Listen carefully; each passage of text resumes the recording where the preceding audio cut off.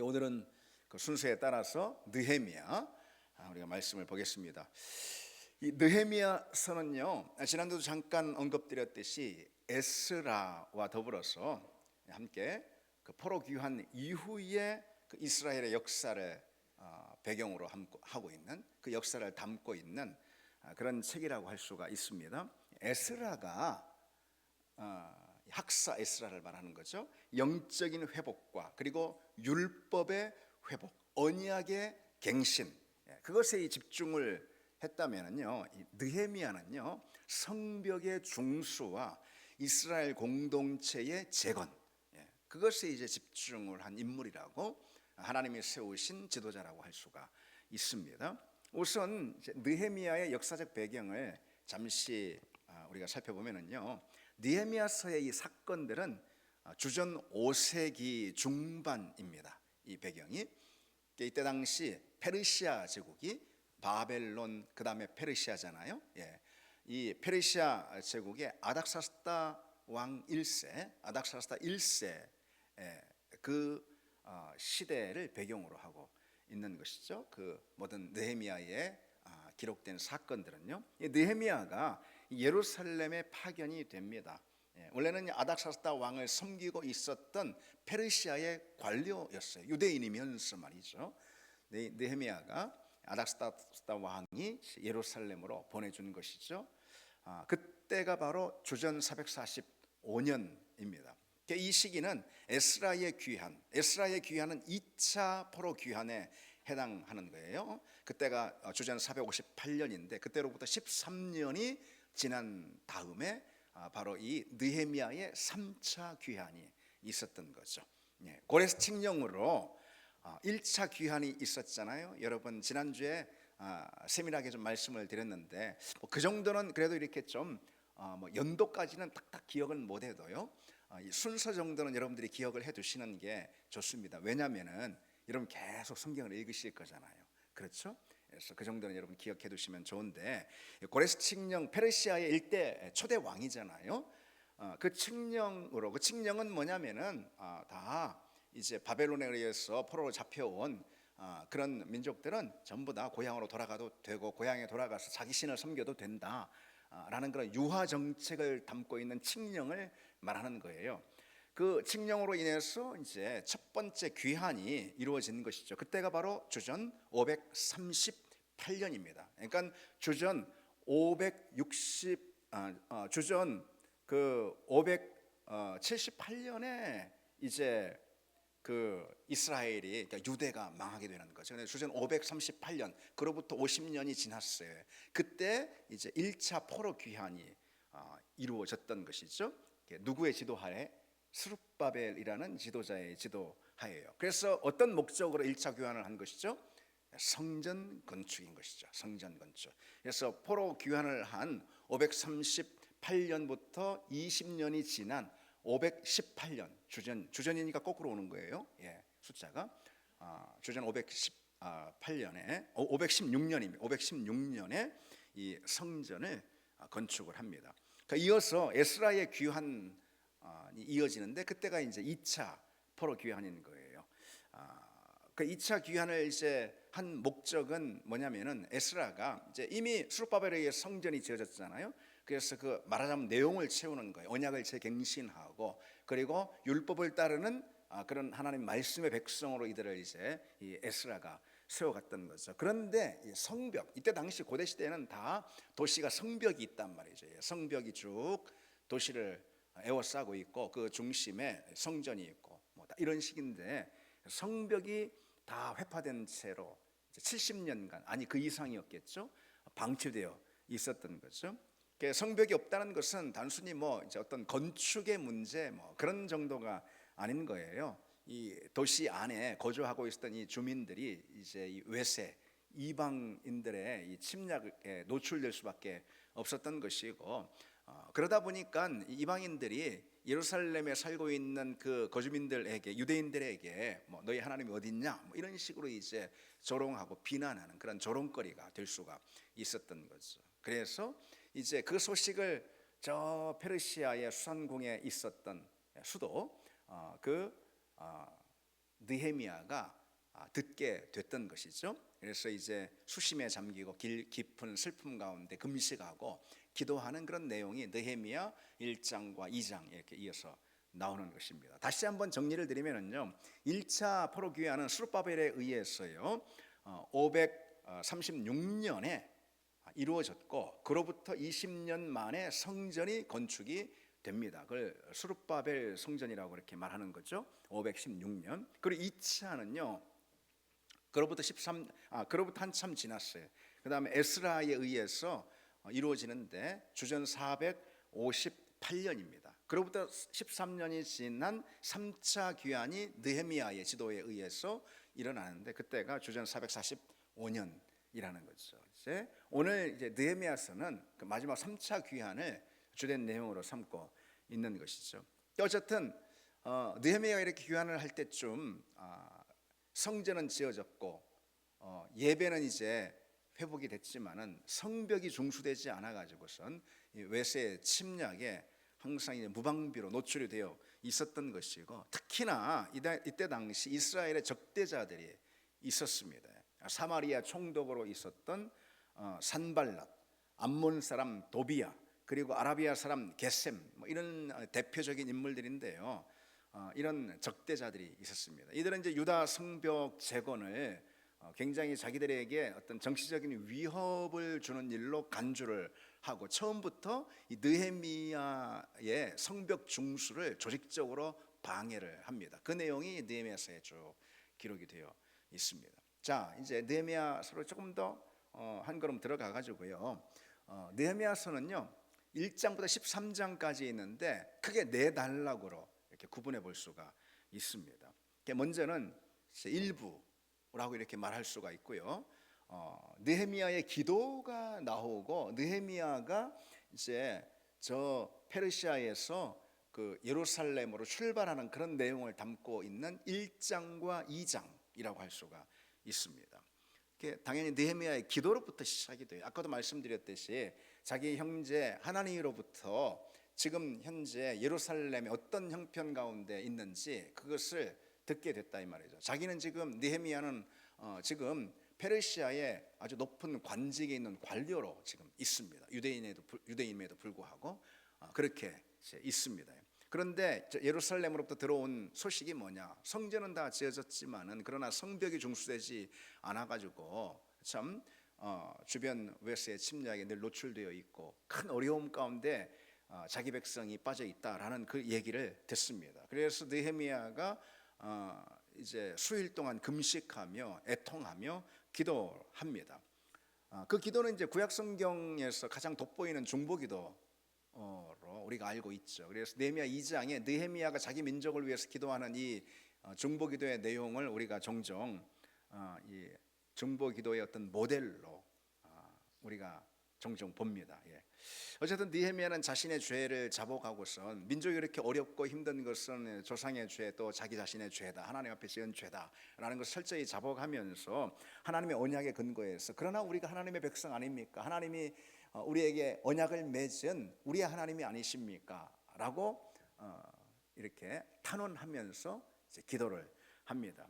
그 기도를 드린 지 넉 달이 지난 뒤에 느헤미야는요 아닥사스다 왕 앞에서 슬픈 얼굴, 수심이 가득한 그런 얼굴을 드러냅니다.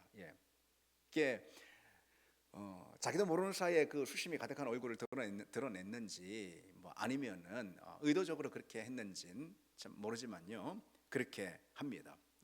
왕이 그 이유를 묻습니다. 왜 이렇게 오늘 수심이 그러냐? 건강도 크게 문제 없는 것으로 알고 있는데 이 정도로 당시의 왕이 물었다라면요 제국의 왕이죠, 황제죠. 물었다면은 느헤미야하고 이 아닥사스다 왕과의 이 관계가 굉장히 친밀한 관계다라는 것을 알 수가 있죠. 아니 고대 시대의 어느 왕이 신하의 수심을 지켜보고선 또 그의 건강 상태까지 다 알고 있고, 너 건강에는 문제 없는 걸로 내가 알고 있는데 왜 그렇게 얼굴이 수심이 가득하냐? 누가 이렇게 묻겠습니까? 그죠? 그 관계가 그만큼 깊었다라는 것을 우리가 알 수가 있는 것이고, 그것은 뭘 말해주는 거예요? 느헤미야의 그 권세가 또는 권력이 그만큼 대단했다라는 것을 말해주는 거 아니겠어요? 그렇죠? 그래 묻습니다. 그러니까 느헤미야가 두려워하면서, 왜냐하면은 이때 당시에 궁중의 예절은 왕 앞에 수심을 절대로 드러내는 것이 아니었기 때문에 그렇습니다. 예. 자기 개인적인 어떤 문제로, 개인사로 인해서 그것이 무엇이 됐든 왕 앞에 어두운 낯빛을 드러내는 것은 금기였습니다. 근데 이제 그것을 들키게 됐잖아요. 그래서 이 느헤미야가 이실직고 얘기를 합니다. 사실 저 예루살렘에 있는 내 백성, 유다 백성, 이러이러한 어려운 처지에 지금 놓여 있습니다. 성벽이 다 회파돼 가지고선 어려움 가운데 있습니다. 나를 그곳으로 좀 보내주시면 안 되겠습니까? 총독으로 권한을 가지고 그쪽으로 보내달라, 이런 뜻이겠죠. 그래서 아닥사다 왕의 허락을 받는 그런 장면이 바로 1장과 2장입니다. 그리고 이제 2부, 느헤미야 2부, 제2부는요 3장에서 7장이라고 할 수가 있는데, 이제 가가지고 느헤미야가 뭐 하겠습니까? 그 목적이 뭐죠? 성벽을 중수하는 거잖아요. 느헤미야는 3차 귀한 그 명단을 꾸려서, 인원을 꾸려서 이제 예루살렘에 귀환을 해서 그 목적인 성벽 중수를 진행을 합니다. 3장에는 그 성벽 중수에 참여한 사람들의 이름 목록이 쭉 기록되는 걸 볼 수 있어요. 여러분 느헤미야를 읽다가 도대체 무슨 이름들이 이렇게 많이 나와? 그런 이제 생각할 수가 있는데, 뭐 거기 제사장이나 레위인이나 상인이나 장인이나 귀족이나 상민이나 뭐 여자에 이르기까지, 성경에 여자 이름 목록을 쭉, 특히 족보 같은 걸 기록할 때 이름 목록을 쭉 놓을 때 여자 이름 잘 기록하지 않는 게 성경의 특징 아니겠습니까? 그런데 여자의 이름까지도, 그래서 온 공동체가 각자의 자리에서 건축에 참여하는데 그 명단을 낱낱이 쭉 기록하고 있는 것을 볼 수가 있습니다. 단순히 뭐 어떤 명단, 호적 기록, 그런 게 아니라는 거죠. 하나님의 일이 어떤 특정 계층의 전유물이 아니라 온 유다 백성들이 다 참여를 한 일이다라는 것을 이렇게 부각시키는 그런 내용이라고 할 수가 있어요. 그래서 목록을 쭉 다 기록을 하고 있어요. 3장. 그 다음에 4장, 5장, 6장 있잖아요. 이 내용은 뭐냐? 그렇게 성벽을 이제 중수하는 데 있어 그냥 되는 게 아니었어요. 느헤미야를 읽어보시면 여러분 아시죠? 외부의 위협, 조롱, 비난, 멸시, 뭐 니들이 어떻게 성벽을 중수하겠냐, 뭐 이런 식으로 말이죠. 그렇게 조롱합니다. 그리고 외부의 그런 위협과 비난만 있었던 것이 아니고 내부 안에서도요. 그 안에서도 여러 갈등들이, 또 하나님의 일을 하려니까 안에서부터 또 갈등이 또 있는 거예요. 그런 내용들이 5장에 쭉 기록되어 있는 걸 볼 수가 있어요. 그리고 6장에는요 지도자 느헤미야를 향한 그런 음모, 그리고 또 암살 의도, 뭐 이런 것들이 기록이 되어 있습니다. 느헤미야가 강력하게 지도력을 발휘해서 성벽 중수를 강행을 하니까 이제는 그 타겟이 지도자를 향해서 가는 것이죠. 그래서 느헤미야를 죽이려고 하는 그런 음모들이 전개가 됩니다. 거기에 이제 보면 적대자들의 이름이 나오죠. 산발랏이라든지 도비야라든지. 처음부터 아주 굉장히 조롱하고 비난했습니다. 야, 이 성벽 중수를 하지만은 여우가 지나가도 야 금방 무너질만 하다. 야, 뭐 그러면서 말이죠. 그래도 계속해서 착실히 철저히 성벽을 중수해 나가자 군사적인 위협을 감행하기도 하고요. 아니면은 지도자를 향한 느헤미야를 향한 어떤 거짓된 어떤 음해들, 이런 것들을 시도합니다. 계속 성벽 중수를 방해하는 방해 공작이 이어졌던 거죠. 그러나 결국은 성벽 중수가 차근차근 진행이 되고, 그래서 7장에 드디어 성벽이 완성이 되는데 그 기간이 며칠이었다고요?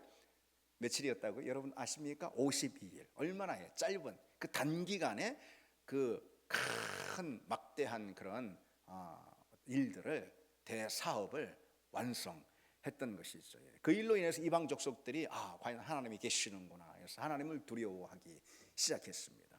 그 다음에 느헤미야 3부는요 8장에서 10장이라고 말할 수 있는데, 이제 성벽을 다 중수했잖아요. 그렇죠? 그 중간에 예루살렘 정 가운데 성전이 있고 둘러서 성벽을 이젠 다 중수했잖아요.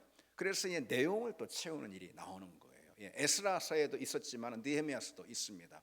그래서 율법을 낭독하고 언약을 또 갱신하는 그런 내용이 나오는데, 여기서 주도적인 인물은 에스라입니다.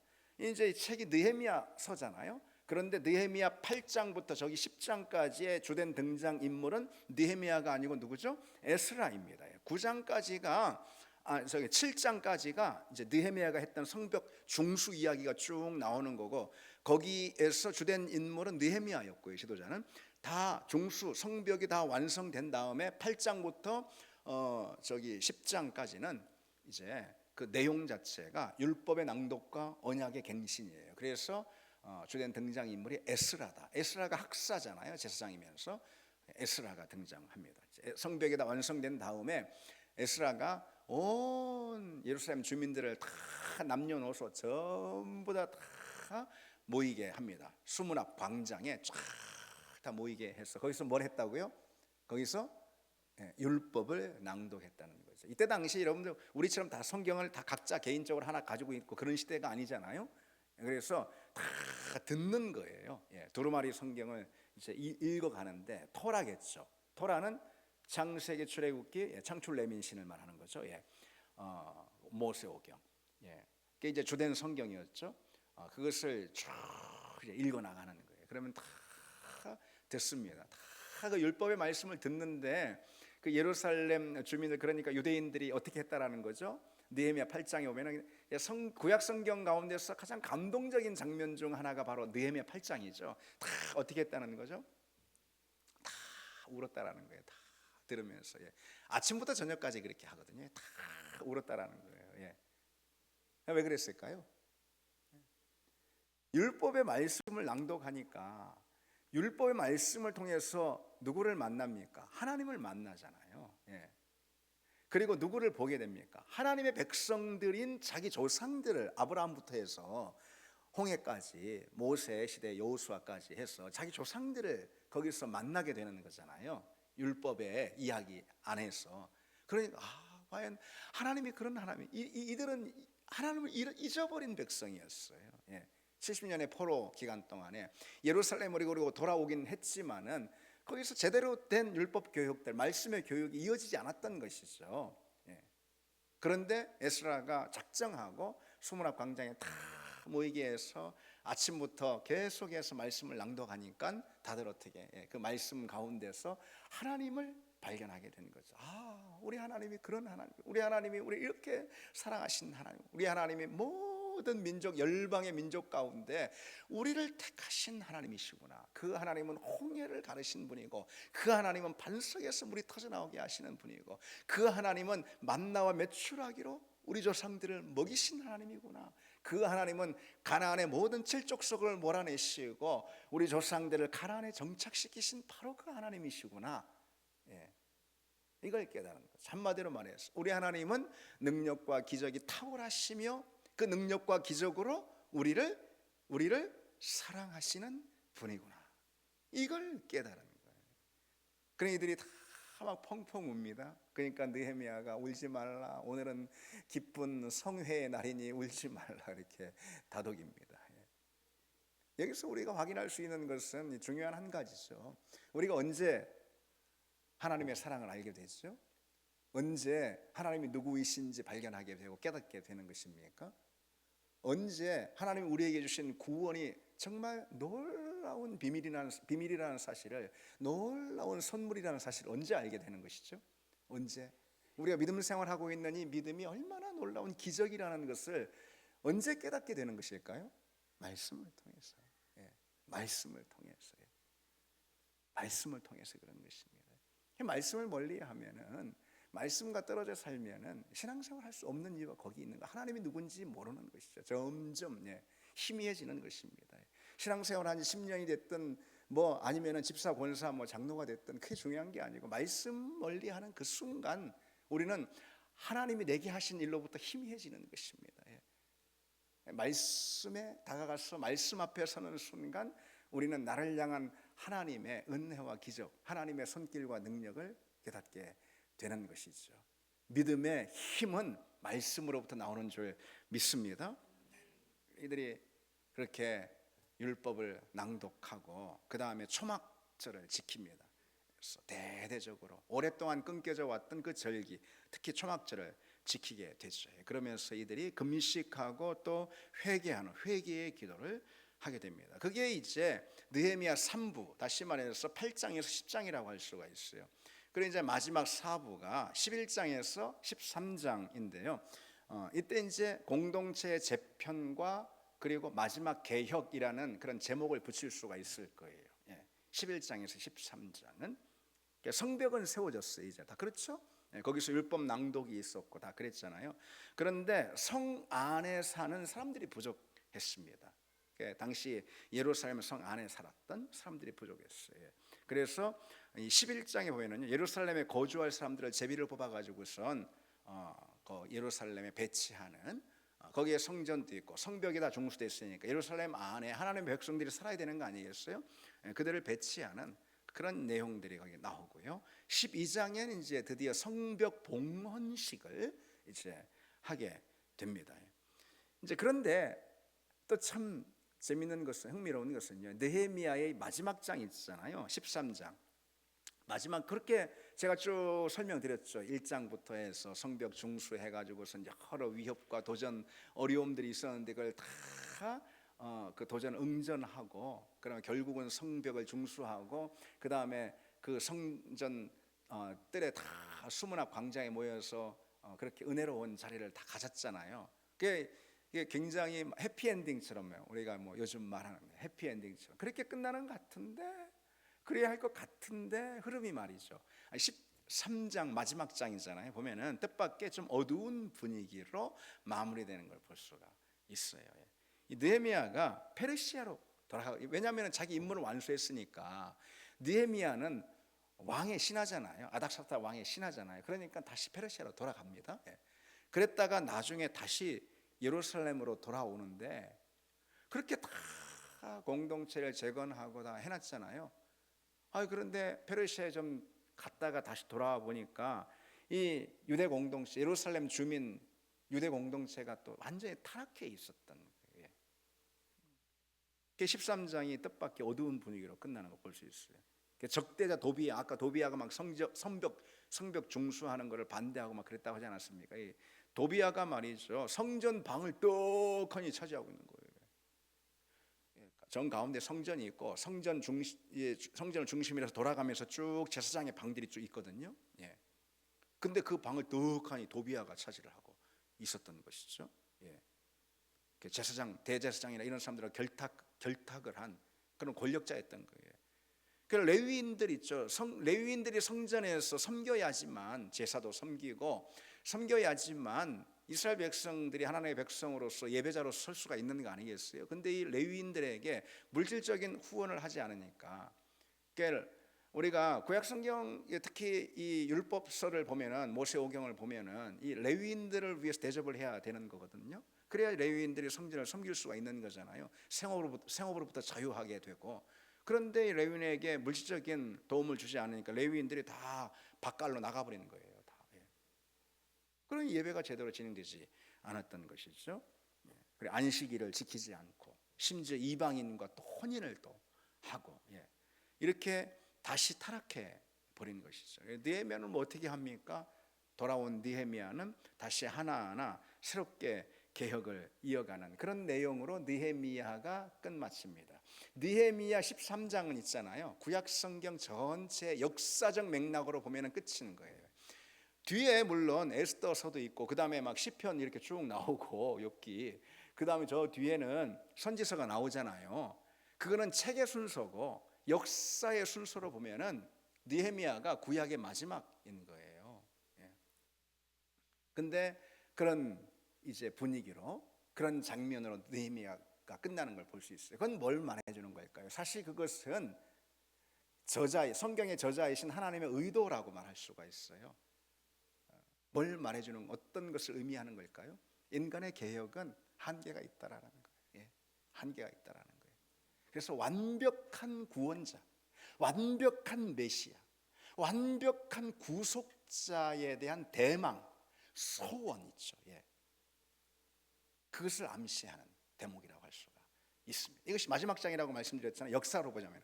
그럼 역사로 보자면 이 다음에 뭐가 이어지는 거예요? 신약이 이어져. 신약이. 마태복음 신약이 이어지는 거죠. 그렇죠?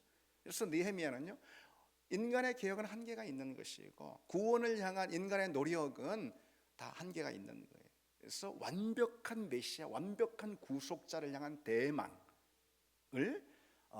암시하고 이 구약의 역사적 대단원이 마무리된다고 할 수가 있습니다. 우리가 그런 관점으로 느헤미야를 읽어나가면 되겠죠. 그래서 이 시간에는 그 느헤미야서가 오늘 우리에게 주는 메시지가 무엇인지, 특별히 성벽 중수 장면까지만, 시간이 없으니까 다시 말해서 성벽 중수는 느헤미야가 이제 예루살렘에 와서 성벽을 재건 중수하잖아요. 3, 4, 5장이거든요.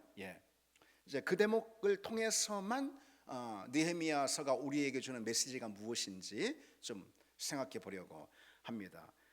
먼저는 이제 그 2, 3, 4장이에요. 제가 잘못 말씀드렸어요. 2, 3, 4장 성벽 중수의 내용이. 먼저 2장을 통해서 우리가 알 수 있는 건 뭐냐면요, 하나님은 당신의 마음을 품은 사람 한 사람을 통해서 일하신다. 그런 메시지가 있어요. 느헤미야서는 하나님은 하나님의 마음을 품은 한 사람을 통해서 하나님의 일을 행하신다. 바로 그것이죠. 느헤미야가 바로 그런 사람이었죠.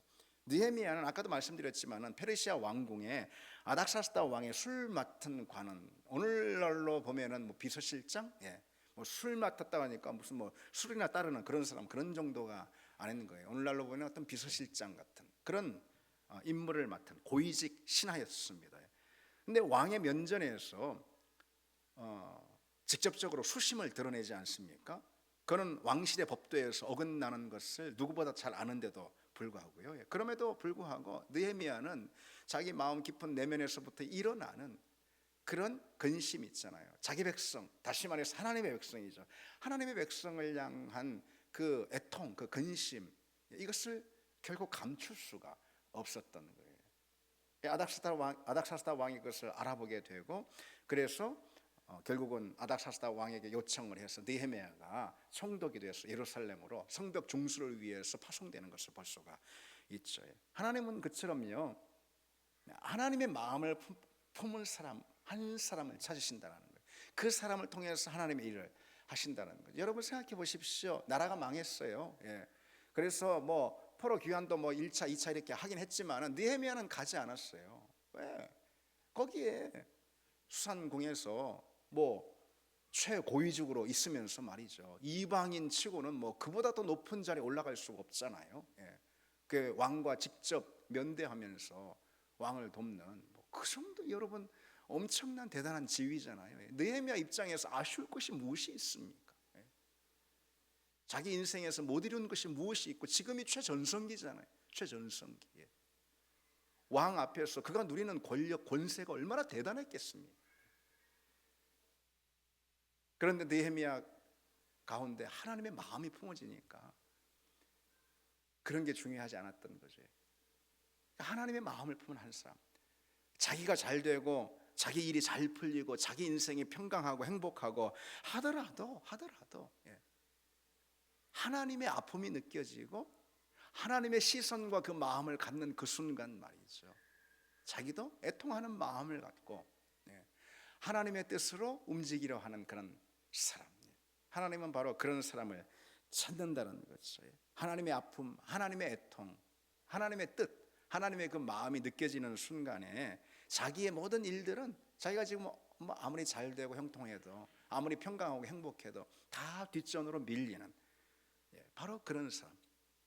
그래서 나는 뭐 부족한 게 없고 뭐 원하는 게 없지만은, 그러나 우리 하나님이 간절히 원하시는 복음을 모르는 이 땅의 많은 영혼들을 향한 하나님의 그 애통의 마음 있죠. 그 마음을 품을 수 있는 그런 사람.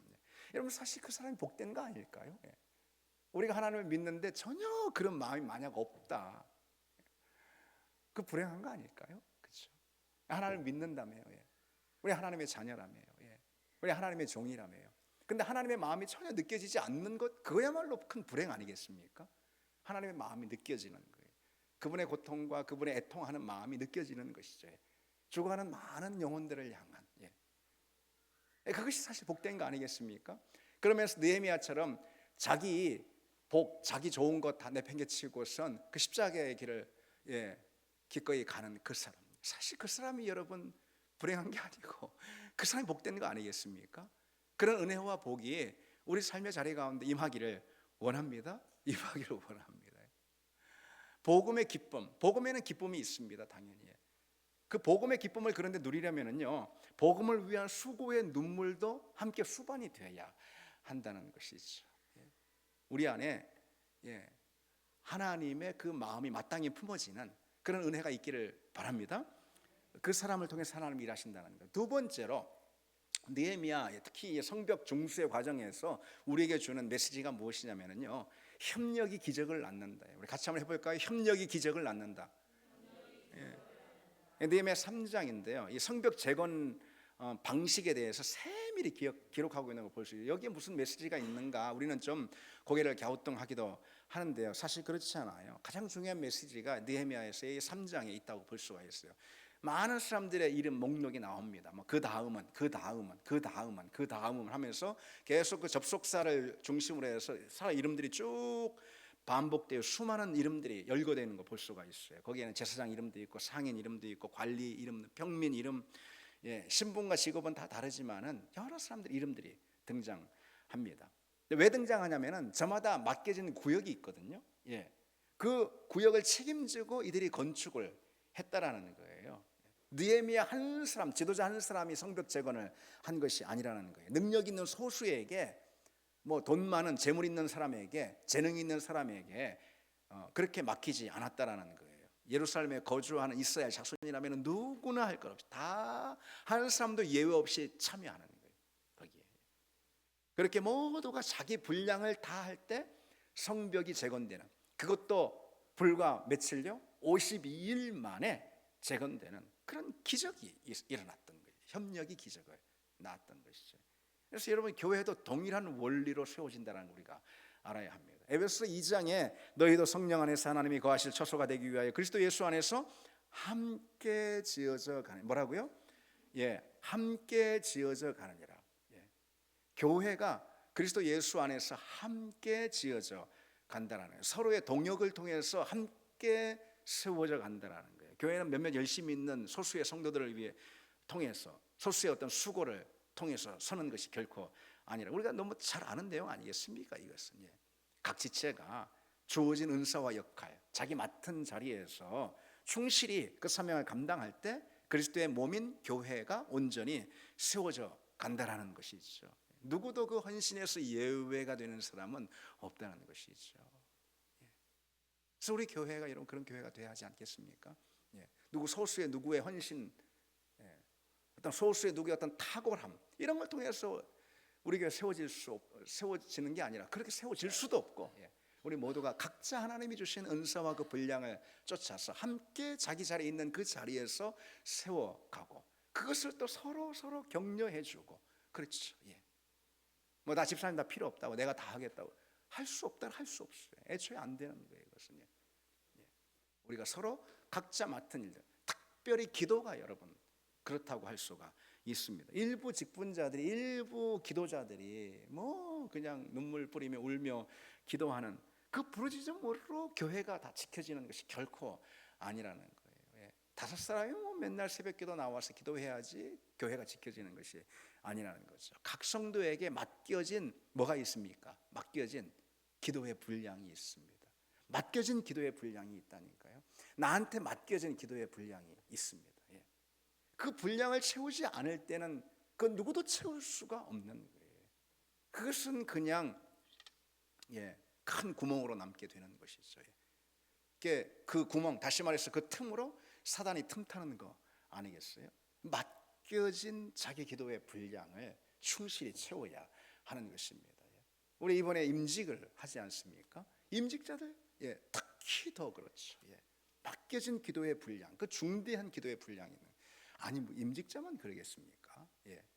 왜 맨날 임직자한테만 그러냐? 임직자만 그러겠습니까? 모두가 다 그러는 거예요.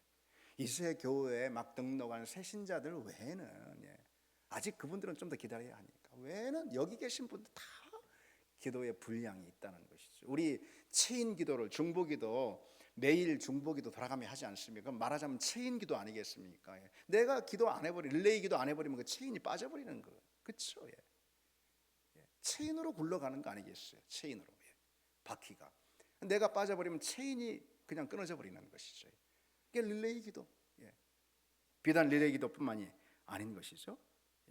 우리가 각자 맡겨진 기도와 그리고 또 헌신을 충실히 감당할 때 그때 하나님의 일들이 일어나는 것이죠. 그렇게 할 때 하나님은 우리의 헌신을요 반드시 기억한다는 걸 볼 수 있어요. 느헤미야 3장에 보면은 참 주목이 가는 대목이 있습니다. 이 느헤미야서는요 건축에 참여한 이들의 이름을요 막 낱낱이 다 기록을 해놨어요. 우리가 볼 때 우리한테 이 일이 뭐가 중요하냐 이렇게 생각이 들잖아요. 그런데 지금부터 여러분 1500년 전에 예루살렘 성벽 중수를 했던 그 이름들이 지금 성경에 딱 박혀 있다니까요. 누구도 지울 수가 없어요. 성전에 이름이 딱 등재되어 있다니까요. 그걸 누가 지울 수 있겠습니까? 참여한 그 모든 사람들의 이름을 하나님이 영원히 기억하신다라는 그런 말씀인 거예요. 동시에 협력하지 않은 사람도 있었습니다. 그런데 불행히도 그런 사람들의 이름도요 낱낱이 기록하고 있는 걸 볼 수 있어요. 여러분 느헤미야 3장을 한번 읽어보시기 바랍니다. 무섭습니다. 하나님 나라 일을 위해서 우리 시간과 물질과 우리 눈물과 우리 마음과 정성과 뜻을 드린 바로 그 사람 있죠. 하나님이 하나님의 책에 느헤미야 3장처럼요 하나님의 책에 다 일일이 기록하신다라는 그런 말씀이에요. 하나님의 마음에 하나님을 위해서 헌신한, 하나님을 위해서 눈물 뿌리는 바로 그 수고, 하나님을 위해서 내 시간을 드리고 내 물질을 드리고 바로 그 사람의 이름을, 그 사람의 행적을 하나님이 낱낱이 기억하신다라는 것이죠. 여러분 우리가 복음을 위해서, 하나님 나라를 위해서, 교회를 위해서 헌신하는 것 어디 하나 다 땅에 떨어지는 거 없는 줄 믿습니다. 누구 보고 할 거 없어요. 누구 보고 할 거. 저나 여러분이나 다 똑같아요. 저도 그렇고 여러분도 그렇고. 그래서 하나님 바라보고 하나님이 내가 한 아무도 모르지만 또 알아주지도 않죠. 알아줄 필요도 없어요. 하나님이 그러나 다 보신다라는 거, 다 기억하신다라는 거죠. 우리가 하나님을 위해서 일한 그 모든 내용이 하나님의 책에 영원히 기록되는 줄 믿습니다. 마지막 하나 보시면은요. 성벽 중수 과정에서 이 느헤미야서가 오늘 우리에게 주는 메시지 4장을 통해서 확인할 수 있는 것은요. 하나님의 일에는요. 도전과 응전이 있다라는 거예요. 그걸 말해줍니다. 하나님의 일에는 늘 도전과 응전이 있다는 거예요. 느헤미야가 예루살렘 성벽 재건을 시작하자 어땠습니까? 이게 순탄치 않았어요. 성벽 재건하는 그 일, 재정도 어렵고 인력도 딸리고 다 그렇거든요. 그것만 해도 힘든데 성벽 재건을 할까 말까인데 지금 방해하는 어마어마한 조직적 방해 세력들이 등장했습니다. 적대 세력의 방해, 거센 도전이 있었다라는 거예요. 하나님의 일이라고 해가지고 모두가 다 환영하고 쌍수를 들고 하나님의 일을 하자고 그러지 않는다. 오히려 그 반대라는 것이죠. 하나님의 일이기 때문에 오히려 더 큰 도전에 부딪힐 때가 많이 있습니다. 사단은 하나님의 통치에 방해하는 적대 세력 아니겠어요? 또 그 사주를 받은 여러 세력들이 또 있을 수가 있는 것이죠. 하나님의 일을 철저히 막아서려고. 왜? 하나님의 일이 잘 되고 부흥하면은 그 반대편에 어둠의 세력, 적대 세력, 사단의 세력은 점점 몰락하는 거 아니겠어요? 그러니까 아주 죽어라 반대하고 막아서는 그런 거센 도전이 따르게 마련인 것이죠. 여러분 교회를 생각해 보세요. 아무것도 하지 않는 교회는 아무 어려움도 없습니다. 거센 도전과 여러 풍파와 어려움을 만났다 만약에 우리 교회가 또는 개인적으로 봐서 내 믿음이 만났다. 그것은 뭘 말해주냐? 우리가 하나님 나라를 위해서 그만큼 일하고 있다. 그만큼 무엇인가 시도하고 있다. 바로 그것을 말해주는 역설적인 증거라고 할 수가 있다는 거죠. 그리고 그러한 도전이 있으면 반드시 응전이 있는 거예요. 하나님의 응전이 있는 거예요. 하나님 반드시 모든 어둠의 세력을 꺾으시고 그 도전을 꺾어버리시고 우리 믿음의 승리를 주시고 교회를 이기게 하시는 분임을 믿습니다. 하나님의 일을 하나님이 하시는 줄 믿습니다. 그래서 어떤 어려움이 있어도 내가 믿음 생활 이제 제대로 해봐야지. 내가 기도 생활 철저히 제대로 해봐야지. 여러 어려움과 도전이 있을 수가 있다는. 교회도 하나님의 일을 할 때, 함께 해 나갈 때 그 내부적으로도 갈등이 생기고 외부적으로도 여러 어려움들이 위협이 닥칠 수 있고 어려움이 있을 수 있다는 거죠. 여러분, 그것을 우리가 두려워해서는 안 돼. 두려워하면 아무것도 하지 않는 것이고 아무것도 하지 않으면 아무 일도 없는 것이죠. 예. 그것은 그 교회의 가장 큰 불행을 말해주는 것입니다. 우리 어려움이 있지만은 갈등이, 내부적으로도 갈등이 있고 다툼이 있을 수도 있고요. 예. 그거 너무 두려워할 필요가 없습니다. 외부적으로도 여러 어려움 만날 수도 있고, 하지만 더 중요한 건 무엇이죠? 그 가운데서 우리가 하나님의 일을 하고 있다. 바로 그게 중요한 것입니다. 그러면은 그 모든 거센 도전을 하나님이 꺾으시는 하나님의 응전의 역사를 또 우리가 경험하게 될 줄 믿습니다. 우리 같이 찬양 드리시고 기도하겠습니다.